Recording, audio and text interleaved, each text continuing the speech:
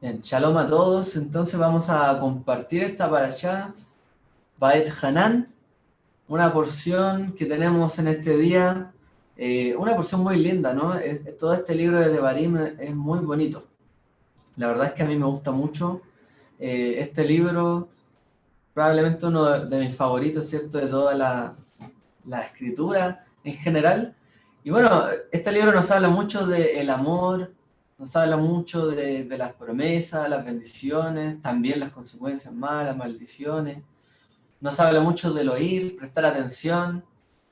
Y bueno, ayer también se comentó bastante de varios versos que traía hasta para allá, ayer en Kabbalah Shabbat. Y bueno, yo el tema que quiero compartir se llama la búsqueda y el amor, para hablar un poco sobre estos temas que también se tocan en esta para allá. Los que quieran también participar pueden hacerlo.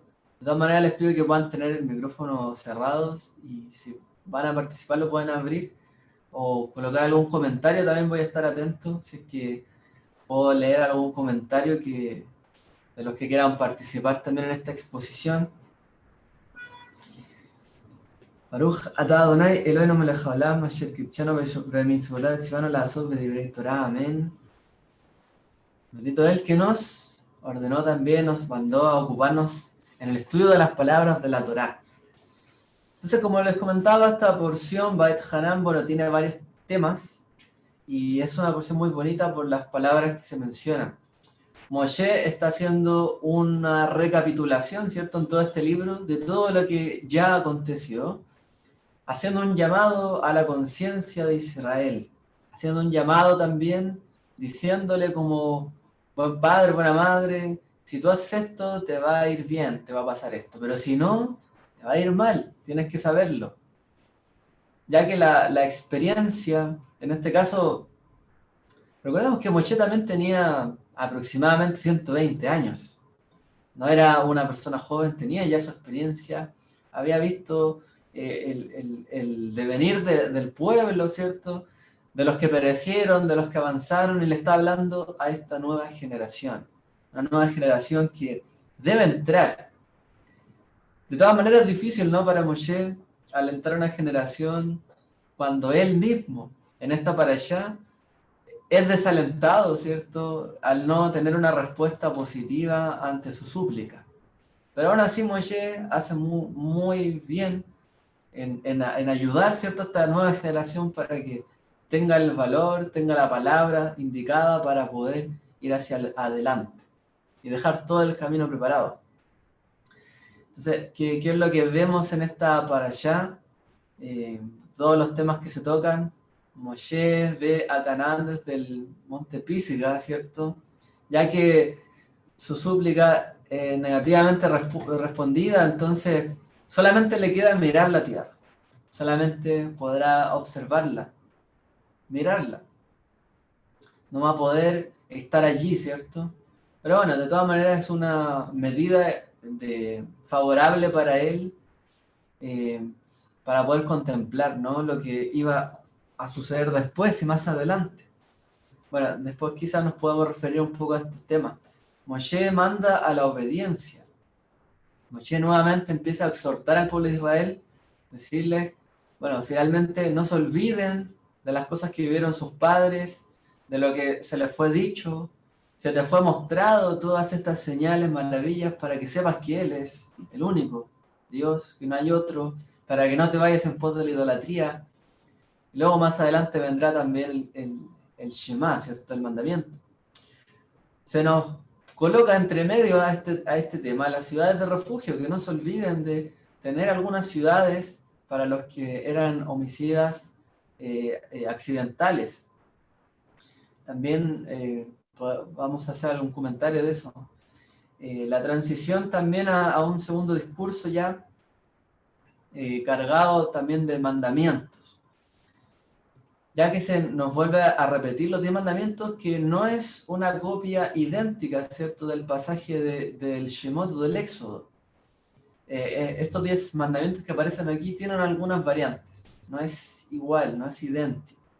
Pero de todas maneras es una fiel transcripción, ¿cierto?, ya que el primer texto nos habla que el Eterno fue quien habló tales palabras, y en este texto es Moshe quien las dice, Moshe quien repite estas palabras. Y también allí le da alguna connotación simbólica, ¿cierto?, a algunas partes, cuando podemos comparar los dos textos. Moshe también se muestra como mediador de la voluntad de Dios y de todo lo que va a acontecer a Israel. Realmente él es que intermedia, ¿cierto?, entre el pueblo y ellos, y bueno, también más adelante se mostrará que va a haber otro que los comandará. Luego viene el gran mandamiento, ¿no? Mitzvah Gedolá, el gran mandamiento que es Shema Israel, el mandamiento que repetimos, ¿cierto?, cada día. Luego se nos advierte también contra la desobediencia, y también se denota a Israel como el pueblo elegido, también un pueblo diferente, que no se olvide también que fue elegido no porque fuera el mayor de ellos, sino realmente era el menor de todos ellos. Y lo único que hace el pueblo de Israel sabio, entendido, que de verdad tiene la capacidad de ser un pueblo diferente, pero no por decirse diferente, sino por la palabra, ¿cierto?, y por la ley justa que tiene. En la lectura de los profetas vemos también la consolación para el pueblo de Israel. Y esto se debe a este Shabbat especial que, como les mencioné al comenzar la transmisión, se llama Shabbat Hazon. Perdón, Shabbat Nahamu. Perdón. Entonces, este Shabbat de la consolación se le llama así Shabbat Nahamu porque viene justo después de Tisha B'Av, donde hay una aflicción, ¿cierto?, por la destrucción de los templos y otras cosas que acontecieron. Pero el Shabbat siguiente ya viene un consuelo. Y esta es una de las 7 lecturas de consuelo que vienen hasta el Rosh Hashanah o Yom Teruah, el día el día del sonar de la trompeta.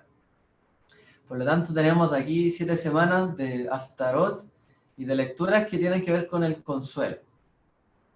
Como dice la Escritura, alégrense y gócense en Jerusalén todos los que la aman, alégrense con Jerusalén todos los que se enlutaron por ella. Isaías capítulo 66. Todos los que también se enlutaron con Jerusalén, todos los que lloraron, todos los que se lamentaron también por la pérdida del santuario, la pérdida del servicio a Dios más que nada, obviamente también tendrán el mérito de alegrarse con su reconstrucción. Entonces, también es un llamado para nosotros como creyentes para saber que el Eterno va a restaurar todas las cosas. Él va a restaurar, ¿cierto?, lo que prometió, va a cumplir su palabra, y obviamente eso va a traer una gran alegría para todos los que esperan, y también los que sufren. También, pues como dice Yeshua, todos los que lloran serán consolados realmente. Todos los que se lamentan por lo justo, por lo correcto, en este caso por la destrucción de lo que el Eterno había levantado, ¿cierto?, en medio de Israel, por nuestro propio falta, nuestros propios errores, finalmente también serán consolados y tendrán su heredad. Vamos entonces a lo que es el comentario ya livianamente. Bueno, hay varias cosas que nos trae esta parashá, podríamos mencionar muchísimas, hay muchas frases muy bonitas en esta parashá, muy bonitas, realmente. Una de ellas es esta. Dice la Torá, Atá, Arretá, Ladat, que Hashem a Elohim, Einod Milvado. Se le mostró, o realmente ahí dice, se te mostró a ti, Ladat, para que supieras que Hashem Elohim, que Hashem, Él es Dios. Ein od milvado, y nada hay fuera de Él. Es decir, se te mostró qué cosa la Torá. Esta también es una de las frases que se utiliza cuando se saca la Torá y se muestra a la congregación, en la sinagoga. Hay otra tradición que también menciona estas palabras. Ta, aretá, ladat, que Hashem Elohim, ein od milvado. No hay nada fuera de Él. Entonces, ¿para qué se le mostró la Torá al pueblo de Israel? ¿Para qué se le mostraron las señales? ¿Para qué se le mostró, o para qué se nos mostró finalmente el Eterno a nuestras vidas? Para que supiéramos que nada hay fuera de Él. Él es Hashem. Él es el único. Él es el Dios. Y nada hay fuera de Él. Nada puede haber más grande que Él. Por lo tanto, todo lo que nos dediquemos a buscar en nuestra vida va a ser algo pequeño e insignificante al lado de la búsqueda de Dios. Nada se va a comparar finalmente con Él. No hay nada, porque nada hay fuera de Él. Todo lo que hagamos, lo que digamos, lo que pensemos, finalmente el Eterno lo llena todo. Todas las cosas las llena Él. Nada hay fuera de Él. ¿Quién podrá esconderse de Él? ¿Quién podrá decir algún día, no, voy a huir de su presencia? ¿Quién podrá huir realmente de Él? Aunque nos refugiáramos, ¿cierto?, en ídolos, aunque nos refugiáramos en nuestros hogares, aunque nos refugiáramos en nuestros pensamientos, nada hay fuera de Él, nada se escapa de Él. Él trasciende todos los límites de lo que existe. Él está prácticamente en todo lugar. No estamos hablando como en el pensamiento panteísta que creen que cada cosa es Dios. No sé, la naturaleza es Dios, no nos referimos a eso. Sino que en el fondo Él está en todo lugar, en todo lo llena, todo lo conoce, nada se escapa fuera de Él. Todos nos movemos en Él, porque Él es la vida, no existe vida sin Él. Por lo tanto, nos movemos en Él. Hay quien se mueve para Él y hay quien no se mueve para Él. Pero finalmente Él es el sustentador de la vida, porque Él es la vida. Por lo tanto, nada puede llegar a existir sin Él. Todos nos movemos en Él, sea que alguien crea o no crea en el Eterno, todos nos movemos en Él y en lo que Él creó y en lo que Él hizo. Pero también tenemos que entender que Él trasciende todas las cosas. Nada hay fuera de Él. Para que nosotros también podamos entender que todos los desafíos que se nos plantean en la vida, todas las cosas que tengamos que superar en este mundo, siempre pensar, nada hay fuera de Él. ¿Para qué se nos mostró la palabra? ¿Para qué se nos mostró la Torá? Para que supiéramos que nada hay fuera de Él. Y como nada hay fuera de Él, no hay ningún obstáculo, no hay ninguna prueba más grande que Él. No hay nada más grande que Él. Y todo lo que nosotros estemos pasando, momentos, situaciones difíciles, complejas, donde tengamos la intención a lo mejor de mantenernos ahí y que no sabemos qué hacer, bueno, tenemos que saber que nada hay fuera de Él. Todo está dentro de su voluntad, todo está dentro de su plan, todo está dentro de lo que Él también busca para nuestra vida. Y nada hay fuera de Él. No importa que busquemos en una u otra cosa, nada hay fuera de Él. Lo mejor es buscar en Él. Él nos recuerda realmente estas cosas para que nosotros podamos elevar nuestra alma, nuestros espíritus, y podamos también aproximar la venida de nuestro Mashiach, ¿no? Dice también el Brit Hadashah que todo lo tenemos que hacer como para Él, por medio de Él, ¿cierto? Todas las cosas las tenemos que hacer en su nombre. Porque nada de lo que hagamos se escapa de Él. Por lo tanto, hagámoslo todo para Él, para traerle a Él honor, a Él honra, y de esta manera también puede ser revelada la honra y el Eterno en la creación, en este mundo. Ya que hay cosas reveladas, pero hay cosas también ocultas. Muchas de las cosas ocultas también nos han sido reveladas a nosotros. Y nosotros también debemos actuar de tal manera que el mundo las pueda conocer. Y Israel también es llamado para eso, para ser una luz y que el mundo pueda conocer todo esto. Otra de las cosas que nos trae esta para allá, que es muy grande, ¿cierto? Para nosotros, cuando dice el verso Shema Israel, Adonai Hashem Elokeinu Adonai Echad. De Abta, Adonai lo queja, etc. Como lo que recitamos cada Shabbat. Oye Israel, el Señor nuestro Dios, el Señor uno es. Amarás al Señor tu Dios con todo tu corazón, con toda tu alma y con toda tu fuerza. Las escribirás en los postes de tu casa y en tus puertas. Quiero mencionar esto. Quiero hacer como un pequeño paréntesis también para explicar una cosa que, si bien generalmente a nosotros se nos dice que el Shema Israel, cuando dice Hashem Elokeinu, Hashem Echad, que Él es uno, o único, incluso muchos de los sidurim o las traducciones judías dicen único, pero realmente ¿qué es lo que significaba en esta época en este tiempo, estamos hablando de hace, 4.000 años quizás, estamos hablando hace mucho tiempo. ¿Qué es lo que significaba esta frase? Para ponerla en su contexto, podríamos nosotros estar tentados a interpretar y leer este verso como con los ojos del siglo XXI. Podríamos llegar y decir, él, dice la escritura, él es uno y único. Realmente el Shema podría ser traducido como de esta manera. Oye Israel, el Señor es nuestro Dios, el Señor, perdón, solo Él es el Señor. No uno es, sino que solo Él es el Señor. Recordemos el contexto de estos versos. Cuando nosotros leemos el libro de Barim detenidamente, nos estamos fijando que Moshe le está haciendo una advertencia al pueblo. No se vayan tras otros dioses. Se te ha mostrado, como vimos anterior, que Él es el Dios. Para que tú sepas que Él es Dios. Y nada hay fuera de Él. Pero no está haciendo una declaración de que Él es el único, sino que Él es el Señor. Solamente Él es. Eso es lo que está diciendo el Shema. Para que tus ojos no se aparten de esto. Porque los pueblos en esta época no existía el monoteísmo. Puro y duro o racional como nosotros lo entendemos en el siglo XXI. No existía. Es incorrecto pensar que existía el monoteísmo en aquella época. Porque ellos también, por ejemplo, la declaración que cantamos siempre, Mi Kamoja, Baelim, Adonai, ¿quién es como tú entre los Elim, que son dioses? ¿Quién es como tú entre los poderosos? O sea, tú estás entre los poderosos, pero eres el mayor, prácticamente.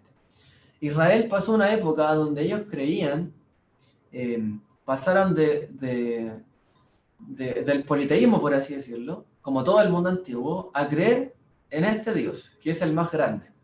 Pero ellos siguieron pensando muchas veces que habían otros dioses, que existían otras fuerzas y otros poderes. Por lo tanto, ellos eran monólatras, o enoteístas que se les llama. Ellos creían en un Dios, en su Dios, pero no negaban del todo la existencia de otros dioses o seres supremos. Este es el Dios nuestro, aquel otro será el Dios de los demás. Entonces esta declaración tiene más que ver, más que decir que Él es el único, ya que en esta época no existe ese concepto, sino que Él es el Señor, no hay otro. No importa que tú mires que los demás pueblos tengan otros dioses, que otros sigan otras cosas, este es el Dios. No hay otro para ti. Tiene que ser Él. Tienes que amarlo a Él. No tienes que, tu corazón no se puede dividir entre Él y otro.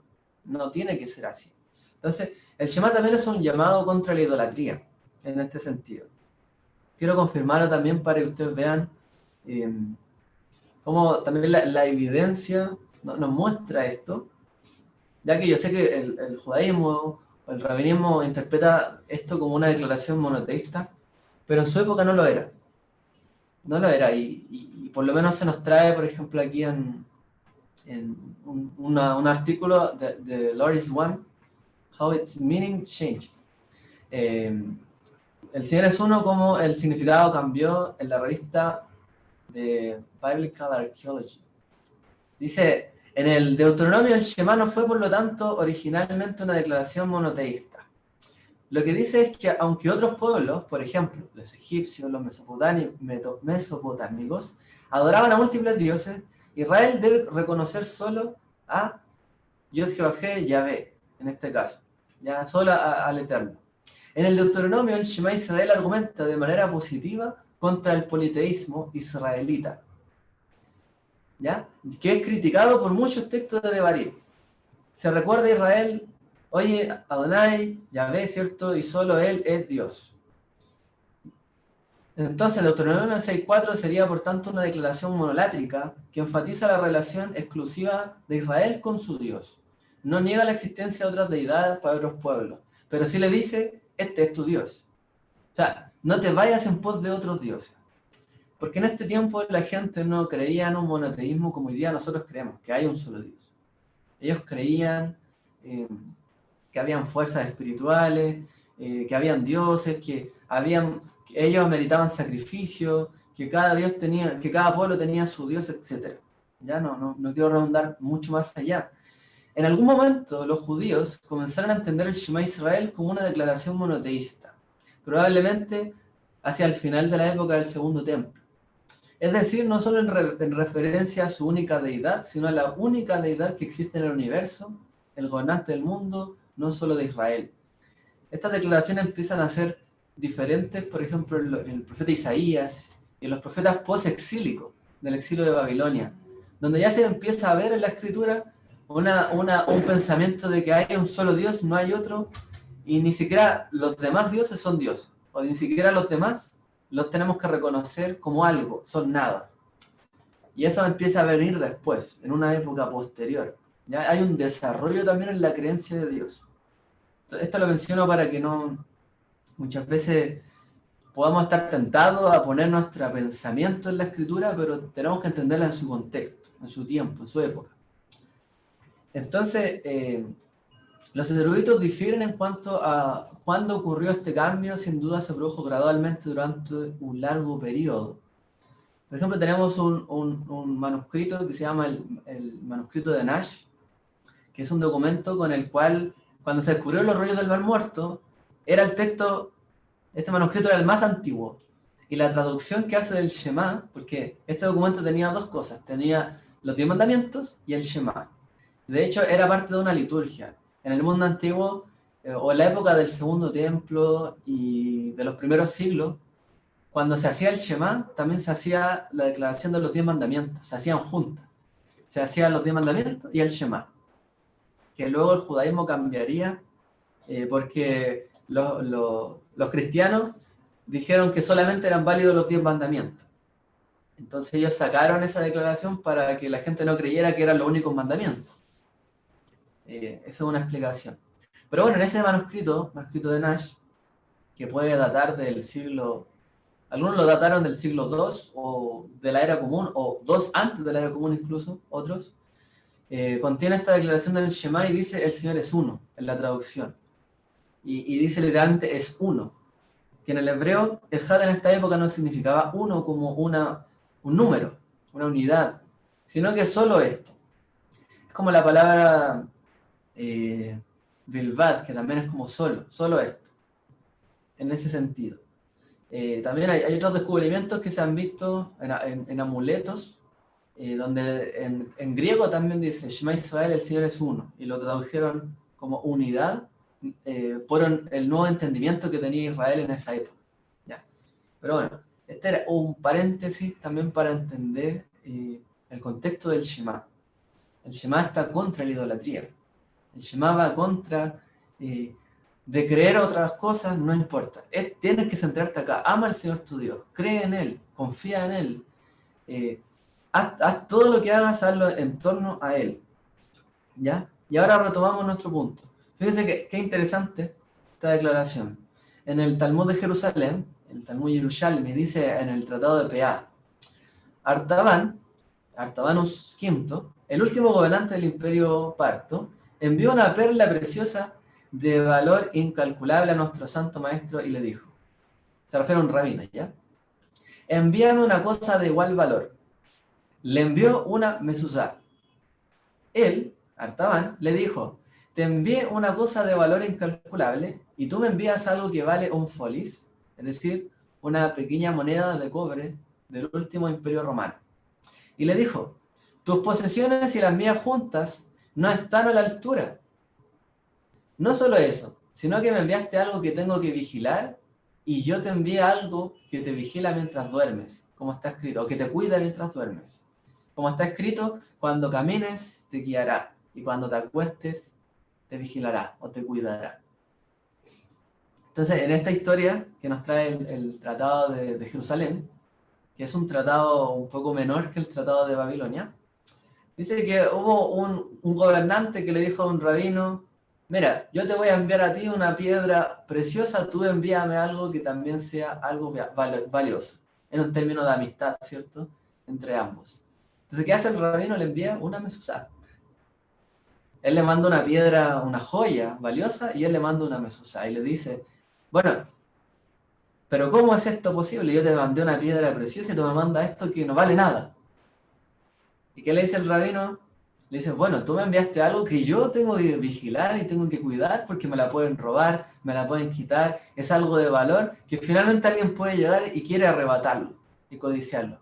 Pero yo a ti te mandé algo que a ti te cuida y a ti te guarda. Como está escrito, cuando camines te guiará y cuando te acuestes te cuidará, que es la mesuzá, o en el fondo es la declaración del Shema.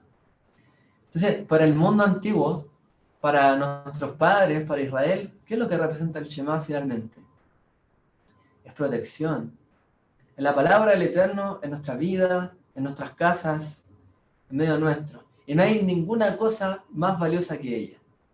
Como la otra vez mencionábamos, que dice, vuelve y vuelve a darle vuelta a la Torá, porque todo está en ella, hazte viejo en ella, porque no tienes cosa mayor que ella, dice el Pirkei Avot. No tienes cosa más preciada que ella, la Torá. Entonces, para la gente, ¿qué es lo que tiene más valor?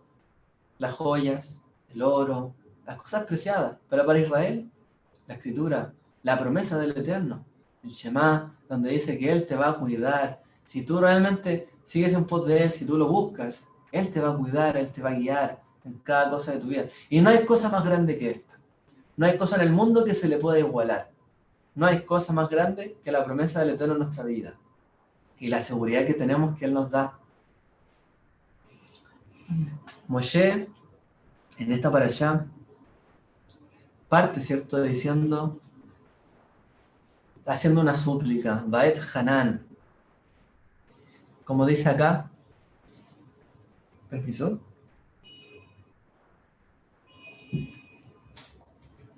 Yo también supliqué al Señor en aquel tiempo diciendo, oh Señor Dios, Adonai Elohim, tú has comenzado a mostrar a tu siervo tu grandeza y tu mano poderosa. Porque ¿qué Dios hay en los cielos o en la tierra que pueda hacer obras y hechos tan poderosos como los tuyos? Fíjese que aquí, ahí dice, ¿qué Dios hay? Como suponiendo que hubiese, ¿no? Conéctalo con lo que le mencioné anteriormente para que igual entiendan un poco el desarrollo de la creencia de Israel, porque tiene un desarrollo.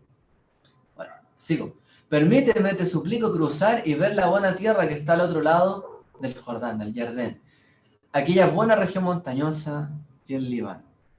Entonces lo que nos preguntamos, cuando hay una súplica muy fuerte por una respuesta, cuando queremos tener una respuesta de parte del Eterno, queremos una respuesta a nuestras oraciones, y nos preguntamos por qué Dios no responde a mis oraciones, por qué Él no nos responde, por qué Él no nos da lo que le pedimos siempre, por qué finalmente Él le dijo no a Moshe, Moshe que era, como dice, Él fue un siervo fiel en toda su casa. O sea, el Eterno le dio la administración de todo a él. Fue tan fiel. Pero aún así, no respondió a esta súplica. Difícil, ¿no? Difícil de decir. O sea, ¿qué queda para nosotros? Moshe le dijo, te ruego, te suplico, déjame cruzar el Jordán para ver esa hermosa tierra, más allá del río. Entonces, Moshe de una u otra manera consiguió, ¿cierto? Porque pudo ver esta tierra, pero no pudo estar allí, pero pudo verla. O sea, se le concedió en parte su petición, al menos en esto. Ahora, Moshe en otro momento pidió que hubiesen señales, prodigios, maravillas, las 10 plagas, ¿cierto? Él proclamaba una palabra y había una maravilla. Él decía algo y había una respuesta inmediata. Pero en este caso no fue así. El Eterno le dijo, Rableja, suficiente para ti. Así literalmente, Rableja, ya, Rableja en realidad dice la Torá. Es suficiente para ti, se acabó. No más, mucho, ya es mucho, es demasiado. Por eso los rabinos dicen que él le suplicó tantas veces. Porque ayer le dice Rableja, o sea, es suficiente, es demasiado, basta con este asunto. Ya me has pedido demasiado sobre esto. Y mi respuesta no va a cambiar. Aún así sabemos que el Eterno es compasivo, misericordioso, y Él satisface el deseo de todo ser viviente, como dice el Teilim. Él abre su mano y colma de satisfacción a todo ser viviente. Pero aún así hay cosas que podemos considerarlas que son más allá de la necesidad propia, son regalos, ¿no? Entonces el Eterno da buenos regalos. Hashem da buenos regalos. Hashem contesta nuestras peticiones, ¿cierto? Pero tampoco nos contestará todas las cosas. Muchas de las cosas que el Eterno nos da sus respuestas son regalos. Él nos da todo lo necesario y sabemos que es así. Pero lo que es adicional, no está obligado a darlo, ¿cierto? Como yo les mencionaba el otro día, no nos podemos arrogar la respuesta de Dios. Y si Él no me respondió, voy a otro Dios que me responda. Arrogándome de que voy a tener una respuesta de esa manera. No funciona de esta forma. No funciona así con el Eterno. Yeshua nos dijo, ¿no? Todo lo que pidáis al Padre en mi nombre, Él os lo dará. Pero aún así la respuesta a veces es no. Entonces uno puede decir, sí, todas las cosas que les pedimos en su nombre, Él nos la da. Pero no es tan así la cosa. Entonces, muchas veces, como coloco acá, cuando clamamos, no siempre recibimos lo que buscamos, pero siempre encontramos una respuesta. Y esto lo tenemos que tener claro. Moshe, si bien no tuvo una solución para lo que le quejaba, para lo que le estaba pidiendo al Eterno, aún así el Eterno le respondió. Le dijo no, le dijo basta. El Eterno a todos nosotros nos responde cuando suplicamos y clamamos. Siempre el Eterno va a tener una respuesta para sus hijos. Aún en el silencio, cuando la respuesta sea no, Él nos responde. Aún Él está pendiente de nuestras tefilot y nuestras peticiones. Pero no siempre nos va a responder afirmativamente a lo que le pedimos. Y ahí es donde nosotros tenemos que tener cuidado. Porque muchas veces oramos de una manera como si Dios estuviese obligado a cumplir nuestras peticiones. Y no es así. No es de esa manera. Tenemos que, obviamente, tener la seguridad, la confianza plena en Él. De que Él nos va a responder. Pero no significa que nos va a responder a todo lo que le pedimos y va a completar todas nuestras peticiones. Recuerdo esta frase que hizo, en un momento la enseñó David Padilla. El Eterno bendiga, ¿cierto?, a la familia Padilla. Y él dijo esta frase que decía el rabino Shalom Arush, que siempre me quedó ahí grabado en la mente porque es muy buena. Dice, con fe no hay preguntas. Cuando uno tiene emuná, no hay preguntas. Pero sin emuná, sin fe, no hay respuestas. Pero cuando uno cree en el Eterno, no hay pregunta, no hay duda de lo que el Eterno está haciendo. No dudamos de Él. Pero si no tenemos emuná, no hay respuesta. Y no la vemos, y no sabemos dónde está, o quizás decimos no nos responde a nuestras oraciones, pero Dios siempre responde. Cuando uno tiene emuná, el Eterno siempre responde, de una u otra manera. Él responderá a su tiempo, la petición. Quizás no va a cumplir nuestro deseo 100%, pero Él siempre responde. Pero aquella persona que no tiene emuná, puede ser que diga, no me respondió, me olvido y desisto. No, tenemos que aprender también de Moshe. El Eterno le dijo, basta, no te voy a decir que sí, pero te voy a responder. Y voy a hacer algo por ti. Y vas a ver de todas maneras la tierra. Y vas a experimentar, ¿cierto?, luego todo esto. Pero no te voy a decir que sí. Tuvo su respuesta porque la súplica siempre tiene una respuesta. Entonces, no pensemos que no tuvo respuesta. Sí la tuvo, en este caso. Dice, ¿quién diera en el fondo que el Eterno respondiera a todas nuestras peticiones y oraciones? Realmente. Pero si esto llegara a ser así, imagínense cómo fuera el mundo. No sé, ¿ustedes vieron alguna vez la película Todopoderoso de Jim Carrey? Donde sale él, ¿cierto? Y que en un momento se le permite ser Dios. Y resulta que revisa, ¿cierto?, su correo electrónico de las peticiones que tiene la gente y empieza a leerla una por una, se empieza a aburrir, ¿cierto? Bueno, voy a responder. Al final dice, bueno, ¿qué es más fácil? Le respondo a todo el mundo que sí. ¿Qué pasa el otro día? El mundo es un caos. Prácticamente todas las personas se ganaron la lotería y ganaron, no sé, $1 cada persona. De todo el mundo se le cumplieron sus peticiones, pero finalmente es contradictorio. Porque todos los deseos de la gente no van en una armonía, sino que muchas veces van en un caos. Lo que quiere uno no lo quiere el otro. Y este quiere lo que este otro tiene muchas veces. Y si realmente nosotros jugáramos a ser Dios y a responder las peticiones, y todas y cada una de ellas, alguien podría orar y decir que se cambie el color del cielo, que se cambie el color de la tierra, que cambie la conformación de los elementos, y esto no es posible. Ya hay una ley para eso. Eso es lo que tenemos que entender. El Eterno ya puso leyes, ya otorgó la manera, la forma, ya le puso una estructura a las cosas. El Eterno nos dio la Torá, cúmplela y te va a ir bien. Haz esto y te va a ir bien. No le busques la quinta pata al gato. Tienes que hacer lo que yo te mandé. Así como el mundo no va a cambiar porque sí el color del cielo, salvo obviamente que uno entiende que hay reacciones y pasan cosas detrás. El hombre ha podido hoy día intervenir bajo las mismas leyes, ¿cierto? No está cambiando las leyes, sino que está viendo cuáles son las leyes para saber cómo manipular las cosas. Bueno, es algo similar a lo que nosotros tenemos que hacer con la tefilá. Nosotros conocemos que hay una ley, que hay una bendición, hay una Torá. Bueno, tenemos que entender cómo funciona eso, para que también podamos utilizarlo a nuestro favor y también podamos orar de una manera efectiva. Tenemos que conocer las leyes para saber cómo manipular, cómo orar, cómo pedir. Como dijo Yeshua, ustedes oran y piden y no se les responde porque piden mal, no saben pedir. No conocen la ley, no saben lo que hay detrás, no saben el pensamiento del Eterno. Por lo tanto, se equivocan y erran mucho en esto. Tenemos que hacer hoy día como el mundo hace con la tecnología y la ciencia. Conoce las leyes para saber cómo llegar al resultado. Pero no saltándonos esto. Muchas veces nuestras tefilot son una manera de saltarnos las leyes. Y así no funciona. Moshe no podría haber ido volando a la tierra prometida y haber vuelto de una manera espiritual. No. Él quería entrar físicamente. Y no podía porque el Eterno se lo impidió. Entonces, hasta allí llegó eso. Bueno, después tenemos otro episodio, ¿cierto? Donde Moshe aparece con Yeshua, Eliyahu. Pero es después, ¿cierto? De esa vida.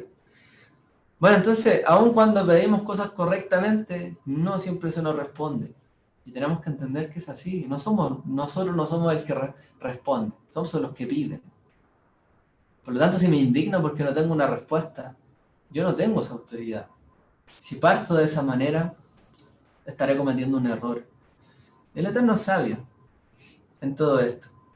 Ahora, ¿por qué se nos menciona la historia de las ciudades de refugio en este momento? Interesante, ¿no? Como dice la Torá, Venes el Achat min Earim Ael Vajai.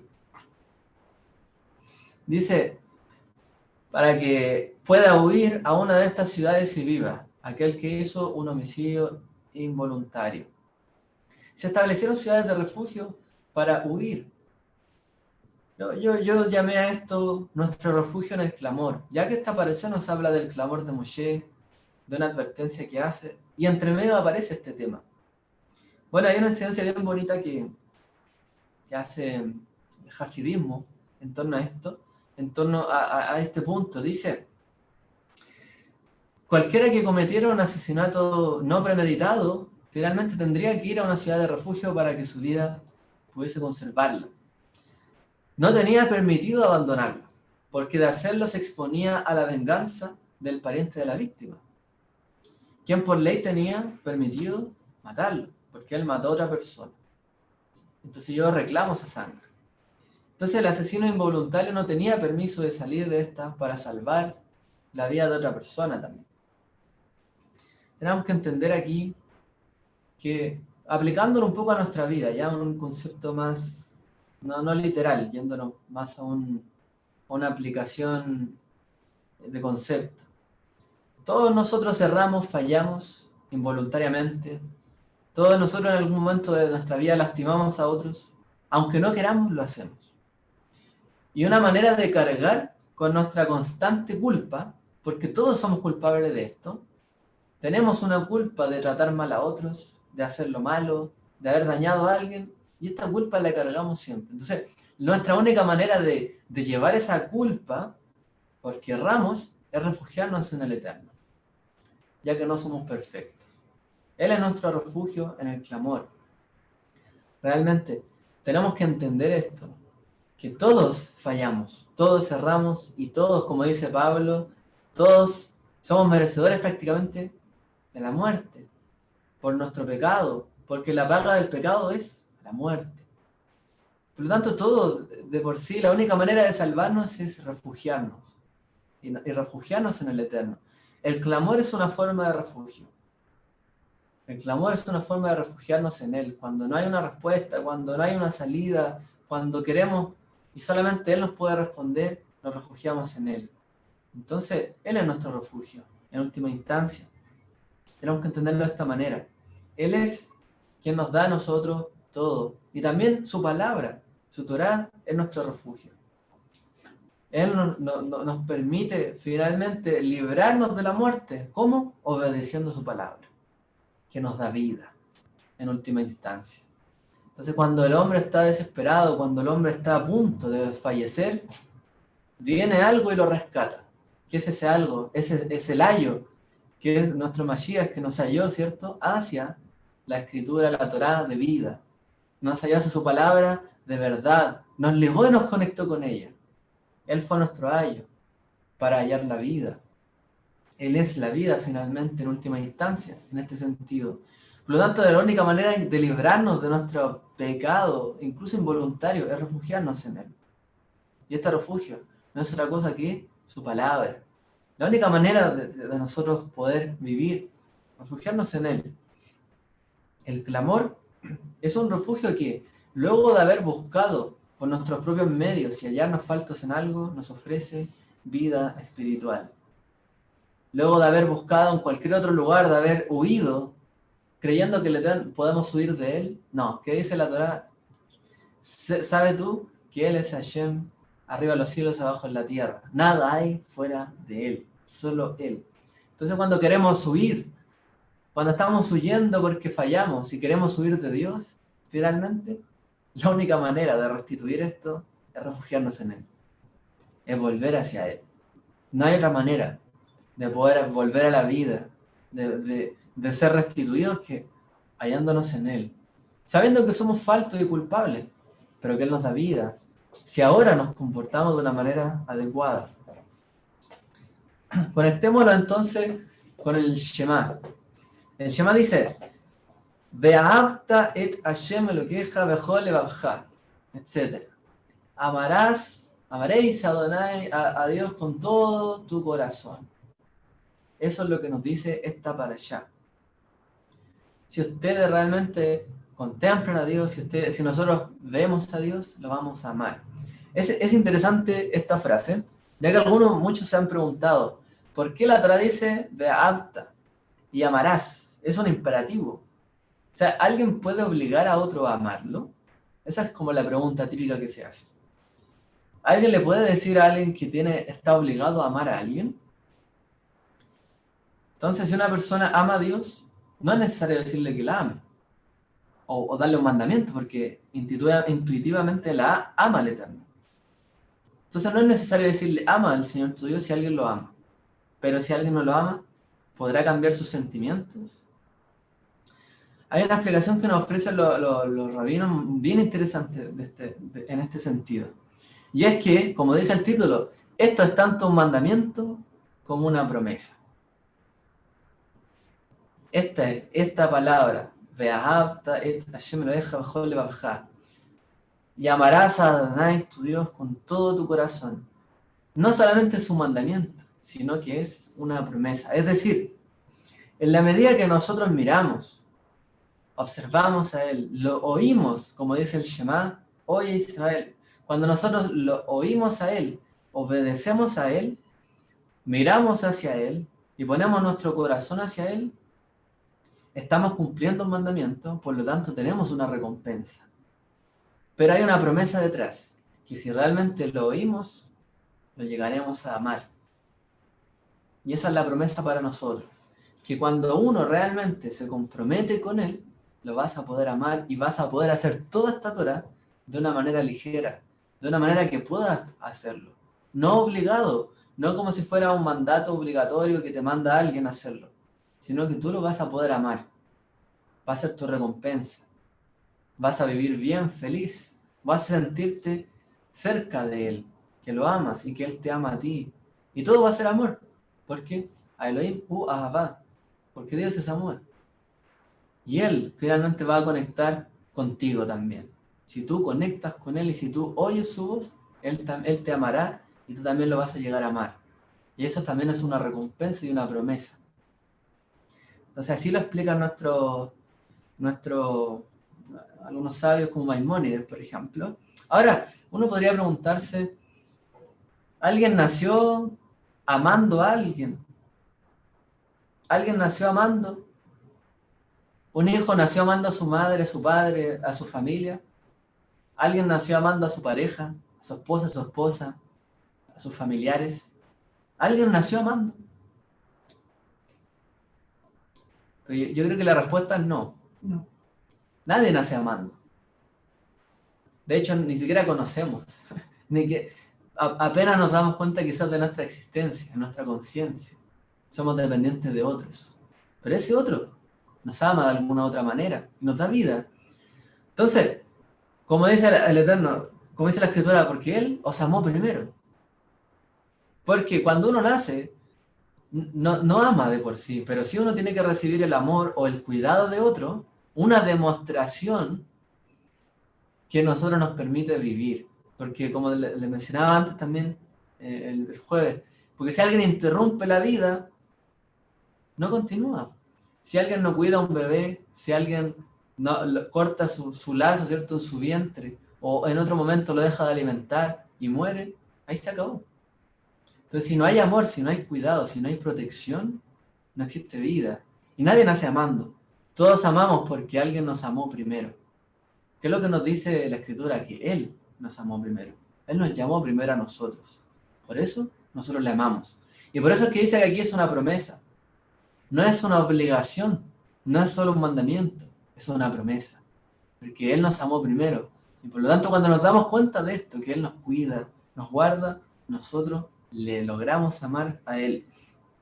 Entonces, ¿qué es el amor en este sentido? El amor es un compromiso, no es un sentimiento vago o fugaz, sino que es un compromiso. El amor que nos pide la Torá es hacer. Haz esto.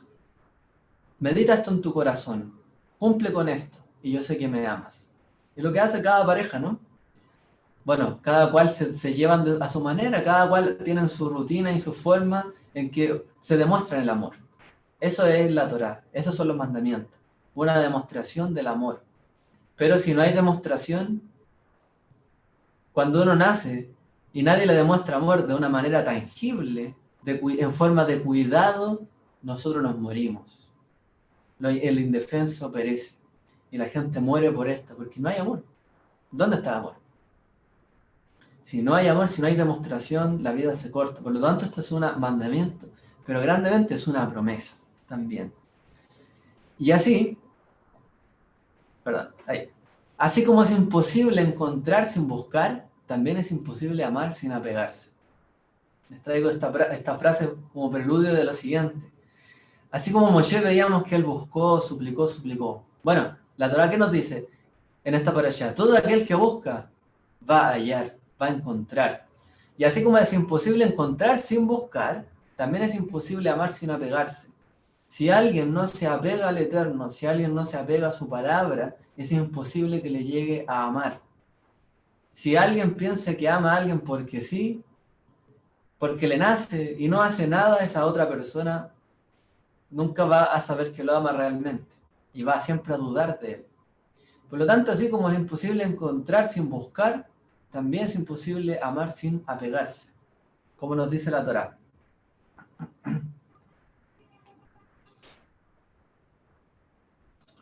Veatem advekim vashem Elohechem Chaim kulechem ayom.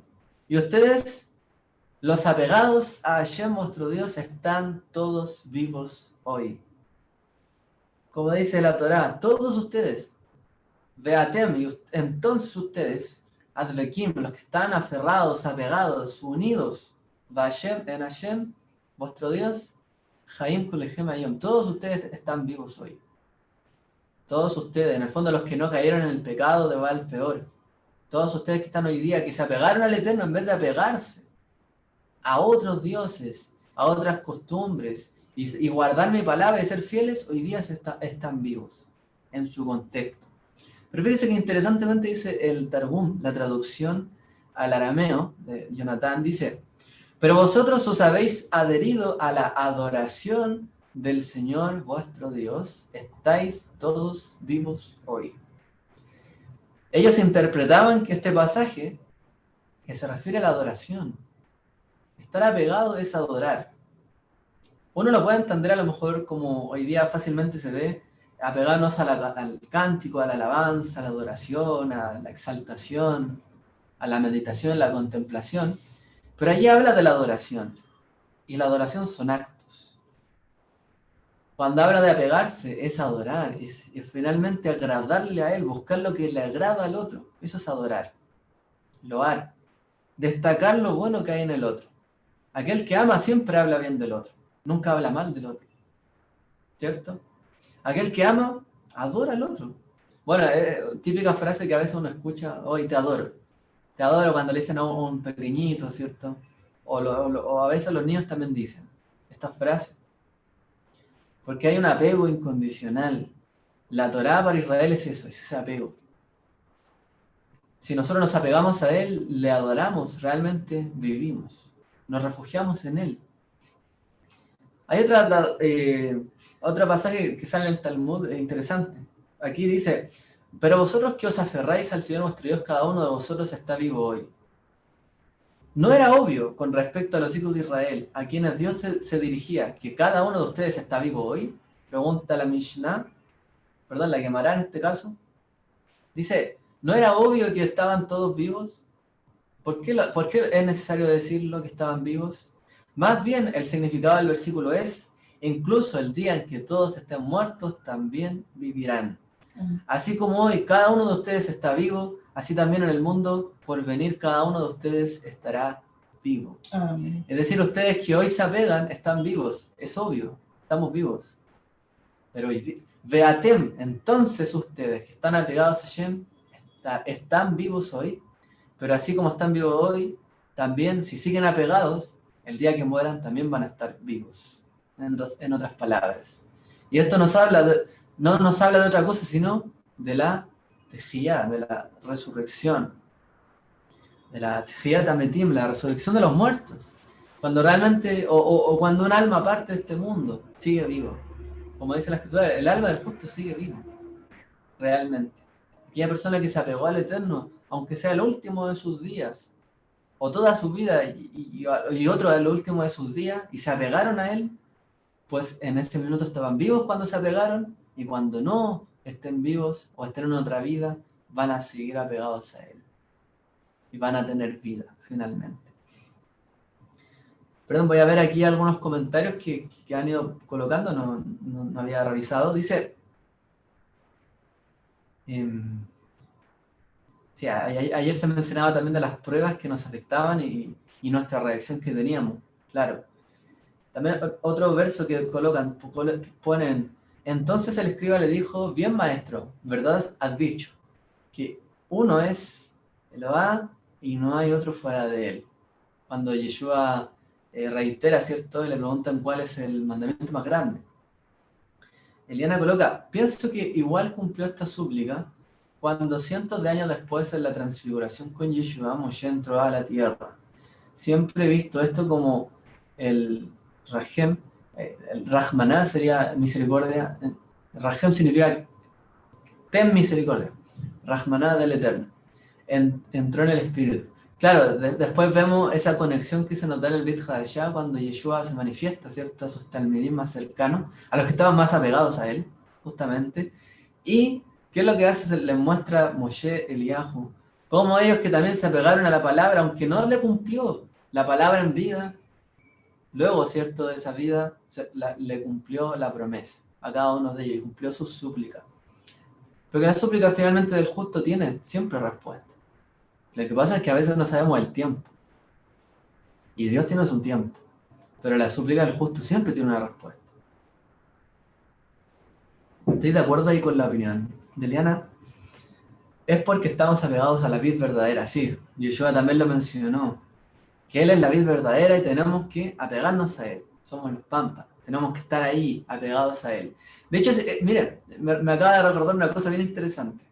Hoy día la palabra apego se dice debekut en hebreo, debekut, apego. Pero también, aquí cuando los rabinos dicen los que están apegados, otra Mishnah que dice adebekot, que significa que están apegados, pero hay una variante. Por ejemplo, hoy día la palabra debeká, que sería como también de la raíz, significa una unidad militar. Por ejemplo, una unidad de paracaidistas se le llama debeká en hebreo moderno. Pero también se le llama debeká a la bomba racimo. Esta que se inventó, de hecho se inventó en Chile. Un inventor chileno, la bomba racimo, que era, bueno, se llegó a prohibir porque era muy letal. Que era una bomba que detonaba de una manera, ¿cierto? Muy... se iba como concatenando una reacción tras otra. Y en hebreo se le llama debeká, como un racimo. Literalmente, porque el racimo es así, pues tienen que estar apegados, ¿cierto? Todas las uvas, los pámpanos allí, todas las hojas, y así uno ve un racimo hermoso, cuando está apegado. Por eso Yeshua también toma ese ejemplo. Ustedes, ¿cierto? Tienen que apegarse a la vid verdadera. Si están apegados a mí y permanecen en mí, yo les voy a dar también de mi vida, de lo mío. Pero si se desapegan de mí, si salen de la rama, realmente yo no puedo responder por ustedes. Por eso Él es la vid verdadera. Bien, continúo para concluir también nuestro tema. Estábamos concatenando los puntos, ¿ya? Estábamos viendo primero la búsqueda, la súplica. Cuando uno suplica es porque tiene una búsqueda. Y al que busca encuentra. Y es que nadie encuentra algo si no se dedica a buscarlo. De hecho, ayer escuché una frase que me gustó muchísimo. La leí, perdón. Y perdón si es que suena un poco como diferente. Dice, los que consiguen algo son los tontos o los idiotas que siguen insistiendo. Y los que no consiguen nada son los sabios que dejan de avanzar. Yo creo que tiene que ser como un proverbio chino esto. No estoy seguro la fuente, pero lo leí. Decía, los que consiguen algo en la vida son los tontos que siguen insistiendo. O sea, siempre el que tiene respuesta es el que busca. El que insiste, insiste. No importa que no sepa algo. Tiene que insistir y ese va a conseguir algo. Pero los sabios que dejan de buscar o de avanzar no consiguen nada. Finalmente. Entonces, ¿cuál es la manera en que nosotros tenemos que buscar al Eterno? Es sin parar. ¿Ya? Ahora, cuando le buscamos, es imposible que le hallemos y le amemos si no nos apegamos a Él. Entonces, el amor, como les digo acá, es la búsqueda. Cuando nosotros hablamos de amar a Dios, es buscarle. Como dice la Torá en esta parashá, lo encontrarás si lo buscas con todo tu corazón y con toda tu alma. Es decir, lo vas a encontrar si le amas, pero si le buscas. Entonces lo importante de amar a Dios es buscarle. Yo puedo decir que le amo y nunca querer relacionarme con Él. Por eso es importante apegarse a Él, buscarle. Como quien se pone pegote, como decimos en buen chileno. Ser pegote con Él. Yeshua dijo, el que busca, encuentra. Como dice el Salmo, buscad al Señor y su fortaleza, buscad su rostro continuamente. Nuevamente en Amós, buscad al Señor para que vivas. Y nuevamente el Salmo, oh Dios, tú eres mi Dios. Te buscaré con afán, mi alma tiene sed de ti. Mi carne te anhela, cual tierra seca y árida, donde no hay agua. Como el ciervo anhela las corrientes del agua, de las aguas, así suspira por ti, oh Dios, el alma mía. Mi alma tiene sed de Dios, del Dios viviente. ¿Cuándo vendré y me presentaré delante de Él? Entonces, para amar a Dios hay que buscarlo. Y en la búsqueda tenemos que apegarnos a Él. Porque si no, no lo llegamos a amar y las promesas no se cumplen. Dice aquí un comentario, Moshe inicia el capítulo 6 diciendo, estos pues son los mandamientos, estatutos y decretos que Adonai vuestro Elohim mandó que os enseñase para que los pongáis por obra en la tierra a la cual pasáis vosotros para tomarla. Sí, correcto. Justamente, lo que tenemos que buscar, cuando uno habla de buscar a Dios, no es solamente encerrarse en la habitación, que es correcto. Yeshua nos dijo, cuando oren, cierren su habitación, vayan allí, oren a su Padre en secreto. Pero no solamente es eso, sino que es hacer su voluntad. ¿Cuándo uno encuentra a Dios? Cuando uno hace su voluntad. ¿Cuándo uno encuentra a Dios? Cuando alguien le tiende una mano de misericordia y dice que Dios te ayude. Dios es el que nos ayuda, el que tiene misericordia. Entonces, cuando uno obra la Torá, es cuando le encontramos finalmente a Él. Cuando hacemos las obras de la Escritura. Ahí nuestro hermano David también dice, hemos sido injertados en el olivo. Así es. Estamos apegados a este árbol. Ya para ir finalizando. Entonces, el amor también es la búsqueda. Y la búsqueda es justicia y arrepentimiento, como dice la Escritura. Escuchadme, vosotros los que buscáis la justicia, los que buscáis al Señor. Entonces, en la medida que amamos, que buscamos a Él, que nos buscamos apegar a Él, cada vez buscamos la justicia, en otras palabras. Buscar al Señor es buscar lo justo. Buscar al Eterno es encontrar justicia. Es rectificar nuestra vida, finalmente.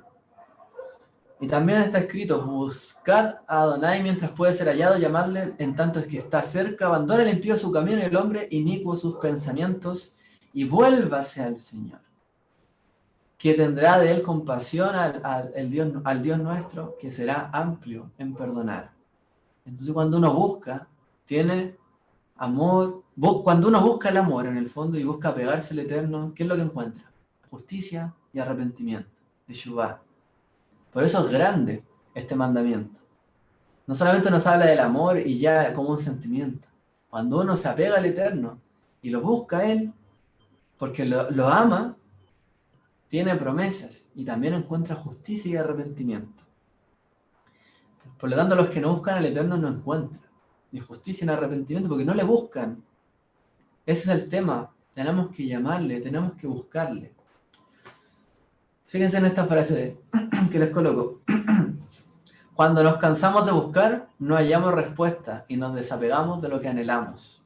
Este es el problema de las personas que dejan de buscar o que dejan de insistir, como les mencionaba. El sabio que deja de insistir no avanza y no encuentra respuesta. Pero aún el tonto, por así decirlo, que insiste, encuentra respuesta. Pero hay otra cosa allí, que cuando dejamos de buscar, cuando dejamos de interesarnos en el Eterno, en su palabra, en la tefilá, en la oración, nos desapegamos incluso de lo que anhelamos, incluso de lo que deseamos, de lo que queremos. Y entramos en una crisis de identidad muchas veces. No sabemos qué pedir, en otras palabras. No sabemos qué anhelamos, no sabemos por qué lo queremos, solo sabemos que lo queremos y ya. Por lo tanto, nuestras oraciones se transforman vacías. Cuando nuestra búsqueda de Él es solamente para pedirle, son vacías. Porque nos estamos desapegando de lo que anhela nuestro corazón. Y como dice el Salmo, mi carne te anhela, mi alma te anhela, te busca a ti. Cuando nuestra búsqueda del Eterno no es por el amor, y solamente es por pedirle algo, nos desapegamos de Él. Y nos desapegamos incluso de lo que queremos nosotros. Y no entendemos bien cómo funcionan las cosas. Y no tenemos respuesta. En cambio, cuando hay búsqueda, hay apego. Es como una persona que quiere coquetearle a otra persona y lo ama. Y quiere estar con esa persona. ¿Qué tiene que hacer? Buscarlo. ¿Para qué? Para que se apeguen las personas. Entonces ahí se trata de buscar, ¿cierto? Muchas veces el contacto, de alguna otra manera, que logren juntarse, estar más cerca. Porque cuando hay búsqueda hay apego. Y cuando hay apego hay amor. Porque cuando hay amor no falta ni el perdón ni la justicia. Cuando hay amor hay arrepentimiento, hay perdón. Cuando entre dos personas hay amor siempre va a haber un perdón. Siempre va a haber un momento que se pueda rectificar. Y tampoco va a faltar la justicia, para que cada uno actúe rectamente con el otro. Y actuemos, ¿cierto?, de una manera correcta los unos con los otros. Y este es el punto aquí, final. Cuando hay búsqueda hay apego, y cuando hay apego hay amor. Y cuando hay amor no falta ni el perdón ni la justicia. Y con esto cierro mi comentario finalmente. Tenemos que nosotros procurar siempre buscar al Eterno pero que ese sea el fin, buscarle a Él, por amor, por apegarse a Él, para que nuestras peticiones estén en la línea de Él. Imagínense una persona que habla con un desconocido para pedirle algo, y esa persona no le interesa lo que le está pidiendo. ¿Por qué? ¿Por qué no le respondería positivamente? Porque no lo conoce, porque no sabe si se lo va a dar o no. Cuando nosotros oramos a Dios como sin apego, es como orarle a un desconocido. No conocemos qué es lo que Él desea, cuál es su carácter, qué es lo que a Él le gusta. Entonces, no sabemos si tendremos respuesta. Pero cuando uno habla con alguien que conoce, con alguien que tiene un apego, que tiene amor, que sabe que es cercano, que sabe que si le pido esto le va a decir que sí, es diferente. Es diferente porque uno le va a pedir lo que yo sé que Él me puede dar. No le voy a pedir lo que le incomoda porque también lo amo. Y esto también tiene que ver con el Eterno. No voy a obligar al Eterno a que cumpla mis peticiones de una manera egoísta, ¿cierto? ¿Por qué? Porque lo conozco, porque sé cuál es su carácter, porque sé cuál es la justicia que Él busca, qué es lo que Él espera de mí. Por lo tanto, yo voy a pedir lo que sé que Él puede responder. Y ahí se confirma lo que nos dice nuestro Mesías. Pedid y os dará, se os dará, buscad y encontraréis, llamad y se os abrirá, porque todo el que pide recibe, y el que busca encuentra, y al que llama se le abrirá. No así, aquel que pide, ¿cierto? Y finalmente su corazón está lejos de aquel que le está pidiendo. No así. O a veces le va a importunar con sus peticiones. O no le va a cumplir porque piden mal, porque lo ven como un desconocido. Moshe, por eso les digo, Moshe no era un desconocido, él estaba pegado a Hashem. Por eso les digo, siempre el justo tiene respuesta. No hay oración sin respuesta. Pero no siempre la respuesta es lo que queremos nosotros. Por eso, el Eterno le tengo que decir en un momento a Moshe, Moshe, ya basta. Esta es tu petición, no te la puedo cumplir. ¿Qué ese Moshe tuvo que entender al Eterno? No tuvo que decir, bueno, entonces no me cumplió esto, me debes una. No. Moshe también se puso en la posición luego de decir, bueno, está bien, es correcto. Y subió al monte también con la ilusión y la esperanza de ver la tierra en el mundo venidero y de estar allí, ¿cierto? Finalmente. No abandonó la esperanza. No porque el Eterno le dijo que no, se acabó todo. No es así. Porque él estaba pegado a Hashem. Y siempre Hashem nos responde. En todo tiempo, en todo lugar, ¿cierto? Que le pedimos. A leer de nuevo esa parte para concluir. Cuando clamamos no siempre recibimos lo que buscamos, pero siempre encontramos una respuesta. Bueno, quiera el Eterno siempre contestar nuestra petición, pero más que nada que nuestro corazón sea como nos dijo Yeshua. Tú no ores de una manera como oran ellos, que finalmente dicen que por su propia justicia creen que serán oídos. Y oran diciendo que son mejores que los demás. No, tú ora en secreto a tu Padre. Solamente a Él. Desnuda tu interior y apégate a Él. Derrama tu corazón delante de Él. Apégate a Él, que Él solamente Él es tu refugio y Él te va a responder. Y Él te va a recompensar en público. Por eso el amor también tiene su recompensa. El amor es una recompensa también. Y una promesa. ¿Ya? Si alguien más quiere mencionar algo, antes de concluir ya esta para allá y finalizar ya con todo nuestro servicio. Yo quiero decir algo. Aquí, bueno, mi madre quiere mencionar algo. Le voy a acercar el micrófono. Bueno, quiero decir dos cosas. Una, en cuanto a Moshe, que también, como decía la vez pasada igual el hermano Juan Carlos Sebo, que cuando terminamos leyendo a veces, porque también me ha pasado a mí, el libro de Devarim, uno termina llorando. Porque, claro, cuando le suplica a Moshe, ¿cierto? Da mucha tristeza y al final que Dios le dice que no. Pero también yo, como padres, y también esta es una enseñanza que como madre que soy y que muchas veces también he tenido que hacer un papel de padre, uno tiene que ponerle límite a los hijos. porque uno no puede dejarlo hacer lo que quieran. Porque a veces, si nosotros no ponemos límites, al final el hijo se malcría y no hay respeto. Entonces yo creo que si Dios jamás, sin ninguna duda que Dios amaba mucho a Moshe y por todo lo que había hecho, pero al final tenía que mostrarle quién mandaba y que todo tiene un límite. Entonces los padres no podemos dejar que nuestros hijos hagan lo que quieran, ¿cierto? Siempre tenemos que ponerle un límite. Y no es porque nosotros no los amemos, sino que por el enseñarles que realmente no pueden hacer lo que ellos quieran. Eso es para mí, por lo menos, lo veo de esa forma. Y le agradezco a Dios porque realmente nos enseña también que en la vida no podemos hacer lo que queramos, sino que siempre hay un límite para nosotros. Y la otra cosa que quería comentar en cuanto al amor, espera un poquito. Quería leer sobre un padre, ¿ya? Sobre un padre que un día el padre tenía un hijo, su hijo menor, y se había ganado una bicicleta en un concurso. Él estaba muy feliz con su bicicleta, pero el primer día que salió a pasear con su bicicleta, vinieron 3 muchachos más grandes y se la robaron. Bueno, el niño, por supuesto, quedó muy triste porque era su regalo que se había ganado, y el primer día que salía a pasear, y me imagino, uno se pone en la situación de un niño.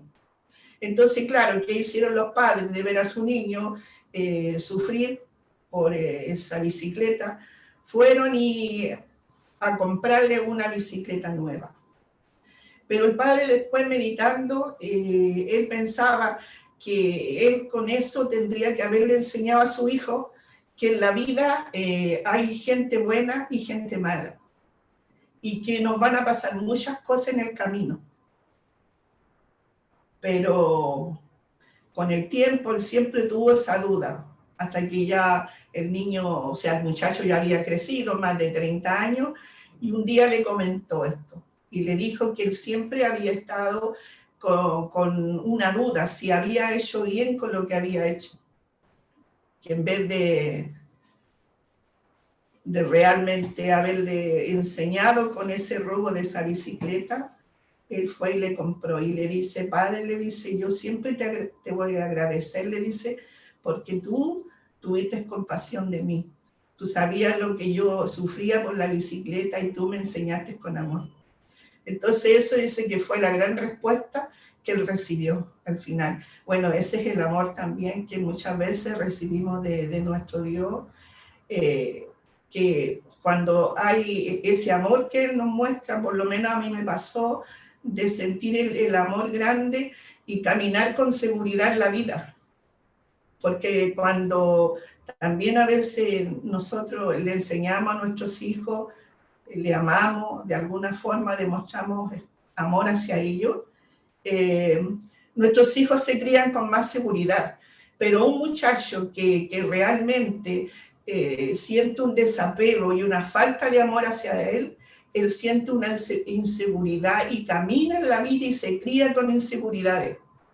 Entonces es muy importante que un padre realmente le muestre el amor como Dios nos muestra a nosotros.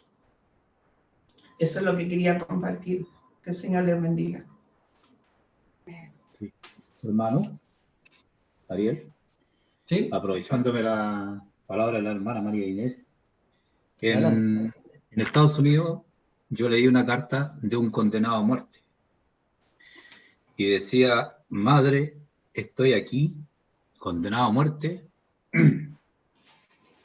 pero en realidad tú también debieras haber estado conmigo.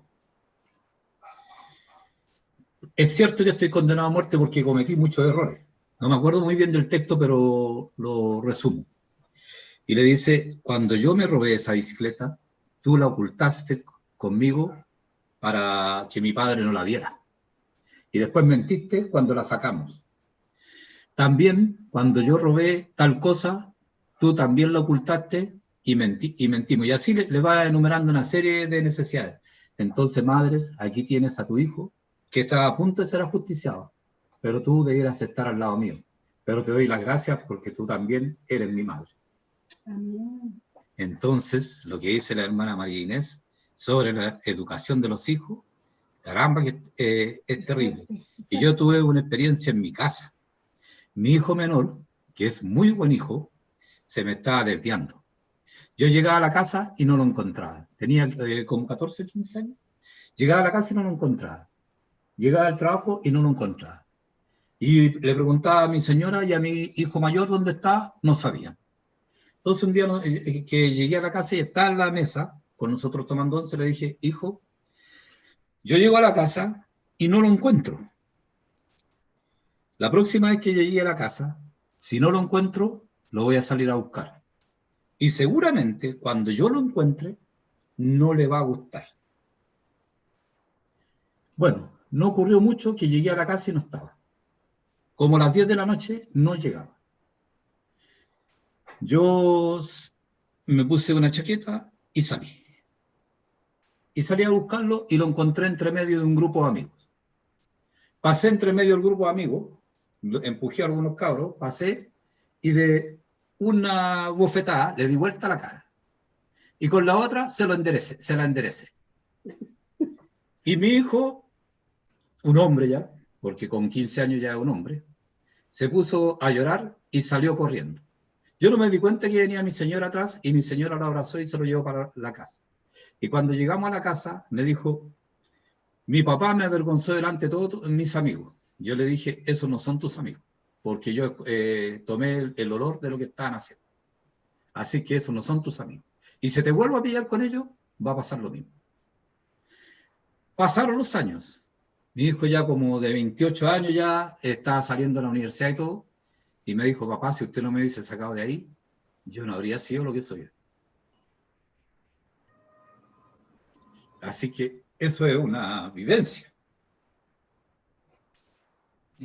Muchas gracias por compartir también esta historia. Bueno, quizá yo no llevé el tema por ese lado, pero yo creo que a todos nos llega de alguna u otra manera el tema del apego. Hablamos de apegarnos a Dios, pero el apego en la familia es muy importante. La demostración, ¿cierto? Por supuesto, un hijo que le pide algo a un padre, cuando hay apego, el padre se lo da. Pero cuando hay desapego, cuando hay extravío, cuando uno no sabe en qué anda el hijo, la respuesta no siempre es positiva. Y a veces amerita corrección. Eso también es amor. Eso no es crueldad. Hoy día muchas veces se le hace ver como algo cruel, como que se violan los derechos, muchas veces de los hijos. Pero no es así, eso también es amor. Como ya mencionaron estos dos casos, si uno no endereza un árbol, ¿cierto?, que crece mal, toda su vida va a crecer chueco. El castigo, la reprensión también es amor. Y eso a lo mejor en un momento, en un instante, genera un desapego, a lo mejor un sentimiento negativo, porque algo se quiebra, pero cuando vuelve a enderezarse, es con mayor fuerza que crece. Y eso pasa cuando uno corrige correctamente a los hijos, hace lo bueno. El Eterno así nos trata también a nosotros. Moshe también debió ser corregido en este sentido, ya que lo mencionamos. Le tuvo que decir el Eterno, no, basta. Deja de hacer este reclamo. Basta. Ya no más. No te voy a decir que sí. Pero bueno, también has sido fiel en otras cosas. Te voy a cumplir una parte de tu petición. Pero si un padre no le da la importancia de su palabra, ¿cierto?, a sus hijos, los hijos la van a transgredir. Por eso Moshe en esta parashá recuerda nuevamente todas estas cosas. Ustedes que son los hijos de los que perecieron en el desierto. Ustedes son los hijos de toda esa generación que falló como padre, por así decirlo. Y falló como hijos también. Ustedes son los nuevos. Si ustedes no aprenden corrección, si ustedes ahora no entienden qué es lo que tienen que hacer, si ustedes ahora se desvían de nuevo, ¿qué va a quedar de este pueblo? Ustedes tienen que aprender esto. Y Moshe da toda esta locución como una forma de reprensión al pueblo, como hijos, porque eran todos una nueva generación. Todos eran hijos de esos que habían perecido. Entonces, es tratar nuevamente a corregir en la sociedad israelita todo esto que se hizo mal en su minuto. Y el Eterno, ante ninguna rebeldía, los dejó sin un castigo. Siempre fue como un padre que los corrigió. A veces muy duro, no podría decir, pero bueno, así era el pueblo. Si no hubiese sido así, uno podría pensar, ¿qué hubiese sido de esta generación de Devarim? Si el Eterno no hubiese corregido a sus padres, ¿qué hubiese sido de esta generación? Difícil, ¿no? Difícil que hubiese sido algo bueno. Difícil que hubiesen aprendido lo que tenían que aprender. Entonces Moshe, antes de partir, como buen padre, como buen profeta, como buen pastor, les advierte una vez más lo que pasó con sus padres, lo que ellos vieron y lo que tenían que hacer ahora.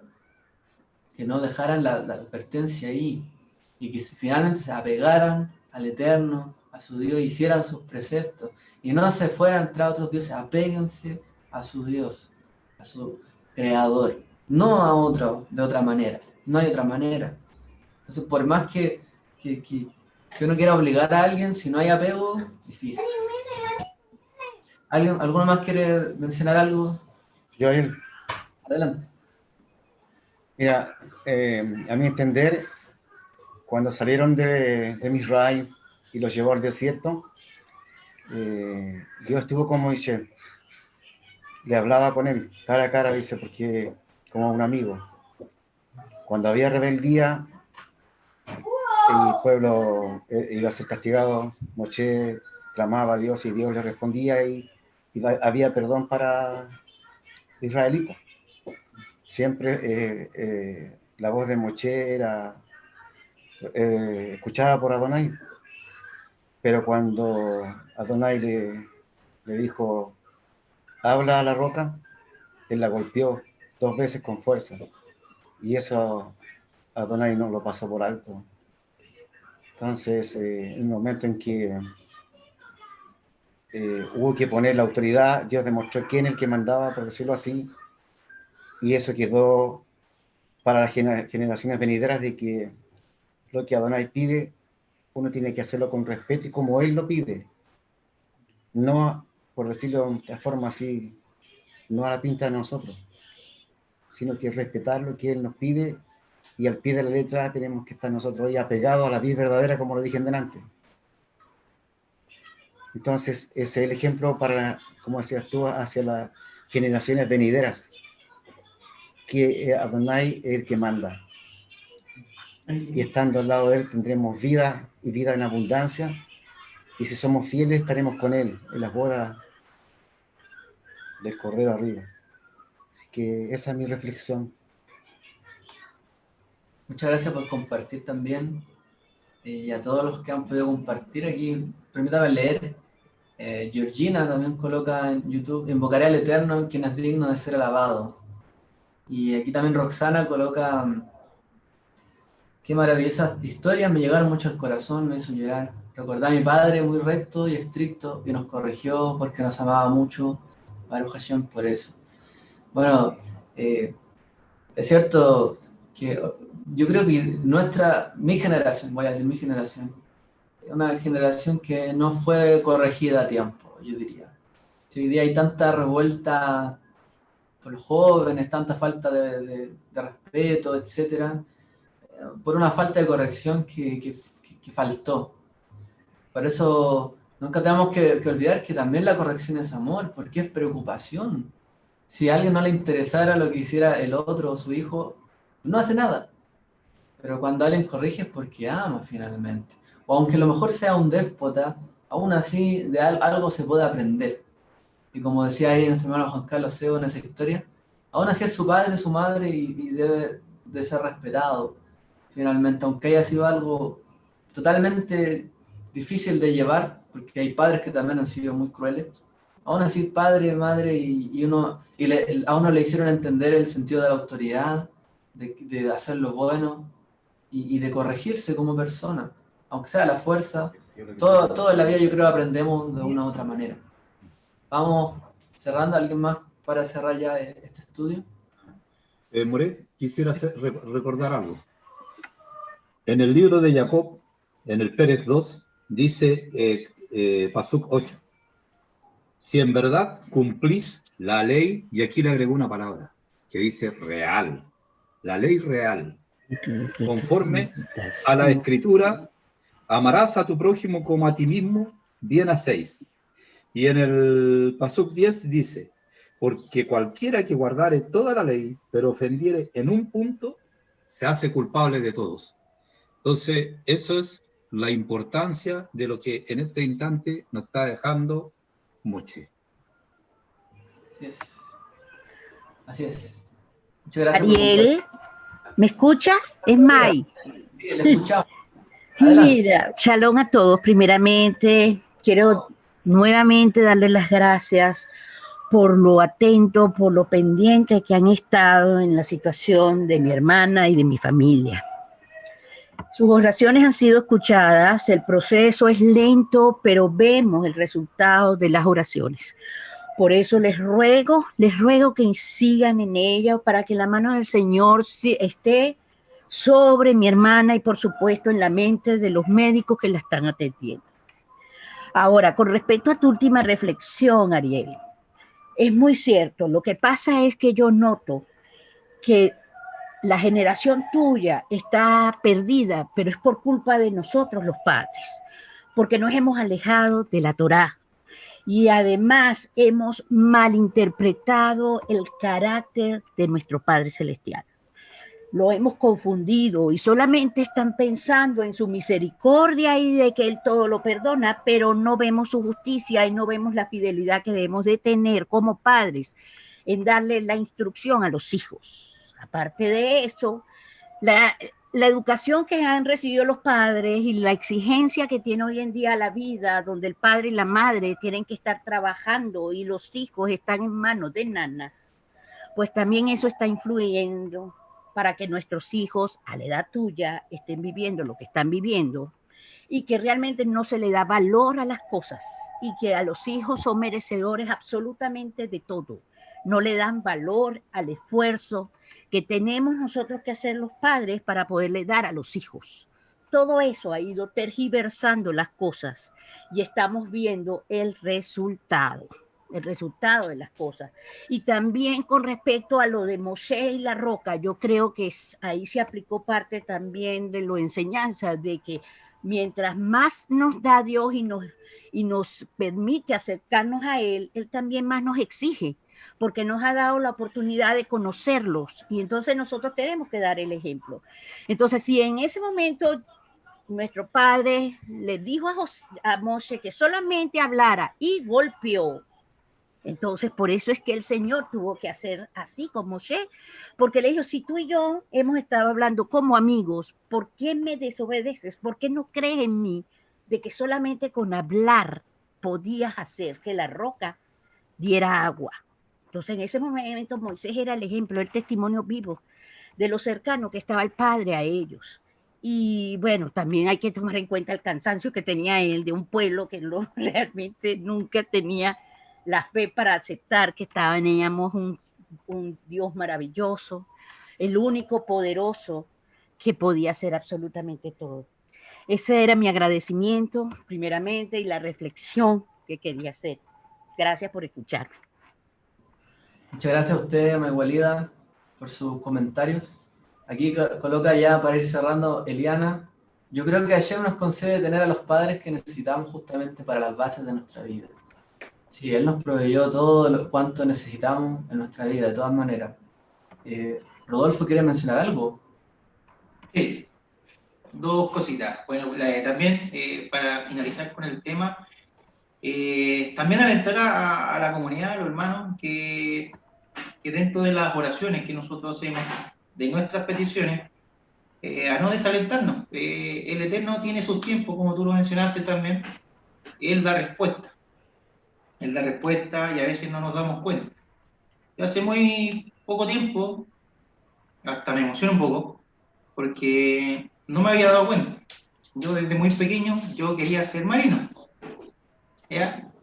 Y por esa circunstancia de la vida, hace unos años atrás, el Eterno cumplió ese anhelo mío.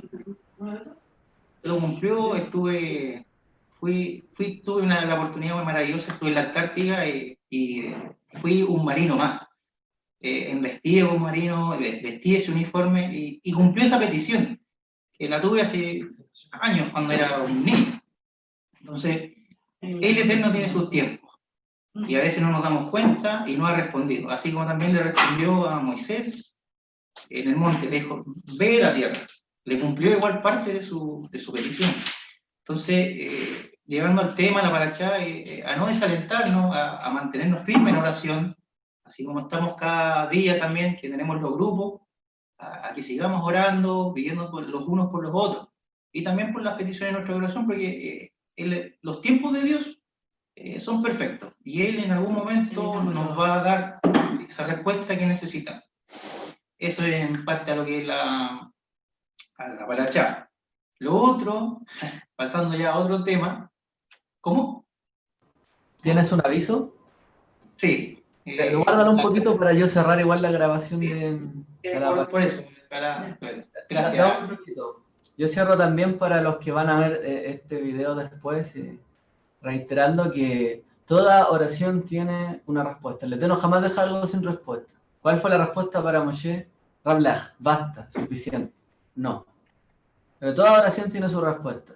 Y hasta que no sea respondida o todavía veamos un silencio, todavía hay que insistir, como lo hizo Moshe. Entonces, lo que decía Maigualida y bueno, todas las peticiones que se han expuesto por lo que hemos orado, no hay que desistir hasta que no haya una respuesta.